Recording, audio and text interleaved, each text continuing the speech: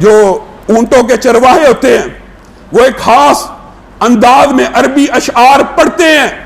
حضرت عمر قافلے میں شامل ہوئے, وہ حضرت عمر سے ڈر گئے, انہوں نے اشعار نہ پڑھے. حضرت عمر خاموش ہے.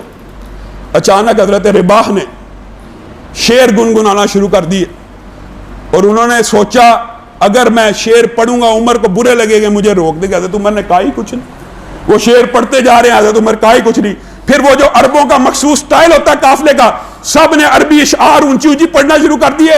حضرت عمر نے نہیں روکا, لیکن جب فجر سے کچھ لمحہ پہلے آیا, آواز دی بس کرو, اب اللہ کو یاد کرنے کا وقت آ چکا ہے, اب اللہ کو یاد کرنے کا وقت آ چکا ہے. کہنے کا مطلب یہ ہے کہ حضرت عمر کی سیرت بظاہر سخت رو بھی لگتی ہے, اور اس میں روب و دبدبا بھی نظر آتا ہے, لیکن وہ امت کے لیے رحم دل بھی تھے, مہربان بھی تھے. اللہ رب العزت